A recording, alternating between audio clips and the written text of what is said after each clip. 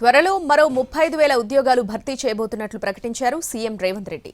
రాజకీయ కుట్రలకు విద్యార్థులు బలి కావద్దని సూచించారు.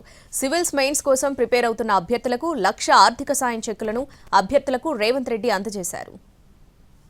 నిరుద్యోగులకు సర్కారు మరో శుభవార్త చెప్పింది. త్వరలో 35,000 ఉద్యోగాలు భర్తీ చేయబోతున్నామని సీఎం రేవంత్ రెడ్డి ప్రకటించారు. నిరుద్యోగ సమస్యకు శాశ్వత పరిష్కారం దిశగా అడుగులు వేస్తున్నామన్నారు.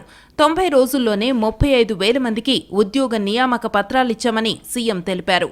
వాళ్ళ తల్లిదండ్రుల కళ్ళల్లో ఆనందం చూస్తూ 30,000 మందికి 10 సంవత్సరాలు వాయిదాలు పడుతున్న ప్రభుత్వ ఉద్యోగ నియామకాలను చేపట్టడం జరిగింది. అదే కాకుండా ఇంకొక 35,000 ఉద్యోగాలకు, అది గ్రూప్ 1 కావచ్చు, గ్రూప్ 2 కావచ్చు, గ్రూప్ 3 కావచ్చు, లేకపోతే డిఎస్సి నోటిఫికేషన్ కావచ్చు, ఇతర నియామకాలకు సంబంధించిన నోటిఫికేషన్లు ఇంకొక 35,000కు నోటిఫికేషన్లు ఇవ్వడం ద్వారా నిరుద్యోగ సమస్యను పరిష్కరించడానికి ప్రభుత్వం చిత్తశుద్ధితో ప్రయత్నం చేస్తున్నది అని లక్షలాది మంది నిరుద్యోగ యువకులకు విశ్వాసం కల్పించడానికి సంపూర్ణమైన ప్రయత్నం ఈ ప్రభుత్వం చేస్తున్నది. కొందరు ఉద్దేశపూర్వకంగా విద్యార్థులను రెచ్చగొట్టి లబ్ధి పొందాలని చూస్తున్నారని సీఎం రేవంత్ రెడ్డి మండిపడ్డారు. పరీక్షలు వాయిదా వేయాలని రోడ్డెక్కడం సరికాదన్నారు. పరీక్షలు వాయిదా వేస్తే విద్యార్థులే నష్టపోతారని చెప్పారు. రాజకీయ కుట్రలకు విద్యార్థులు బలి కావద్దని సీఎం సూచించారు. కొంతమంది ఉద్దేశపూర్వకంగా విద్యార్థులను రెచ్చగొట్టడం ద్వారా రాజకీయ ప్రయోజనం పొందాలని ప్రయత్నం చేస్తున్నారు. గతంలో ఈ రకంగా లబ్ధి పొందినరు. గతంలో ఈ రకంగా రెచ్చగొట్టి పిల్లల ప్రాణాలను ఆత్మ బలిదానాలను చేసి ఆ పిల్లల ప్రాణాల పునాదుల మీద అధికారంలోకి వచ్చిండ్రు. 10 సంవత్సరాలు వాళ్ళని పట్టించుకోలే, ఏ పరీక్షలు నిర్వహించాలి, ఏ ఉద్యోగాలు ఇవ్వాలి. ఇప్పుడు ఉద్యోగం పోగానే మళ్ళీ విద్యార్థులు గుర్తొచ్చారు, వాళ్ళ ప్రాణాలు గుర్తొస్తున్నాయి. నేను అందుకే పిల్లలందరినీ ఎందుకయా, మీరు ఉన్నారు కదా దుఃఖంలాక బామర్దులు, మీరు ఆమర నిరాహార దీక్ష కూర్చోండి పరీక్షలు వాయిదా అని చెప్పి. స్పోర్ట్స్ యూనివర్సిటీ ద్వారా క్రీడాకారులకు శిక్షణనిస్తామన్నారు సీఎం రేవంత్. పేద పిల్లలకు నాణ్యమైన విద్యను అందించేందుకు ఇంటిగ్రేటెడ్ రెసిడెన్షియల్ స్కూల్స్ ఏర్పాటు చేశామన్నారు.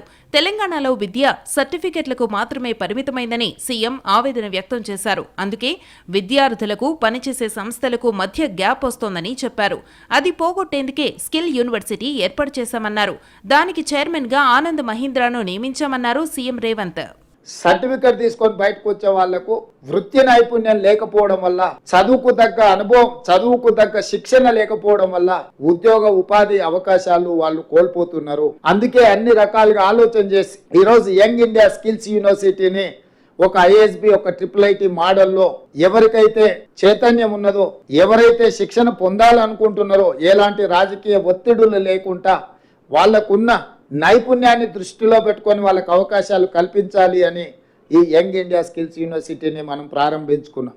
దీన్ని పూర్తిగా ప్రభుత్వ అజమాయిషీలో ఉంటే అధికార దుర్వినియోగం జరిగే అవకాశం ఉందని చర్చలు జరగడం, సిలబస్ కూడా ఎప్పటికప్పుడు మార్చుకోవాల్సిన అవసరం ఉంది. కాబట్టి ఆ సిలబస్ను నిర్ణయించాలంటే కూడా ప్రభుత్వంలో ఆలస్యం జరుగుతుందని కొంతమంది విఘ్నులు సూచన చేయడంతో కంప్లీట్గా ఇండస్ట్రీ డ్రివెన్ యూనివర్సిటీగా మనం ఈరోజు నిర్ణయం తీసుకున్నాం.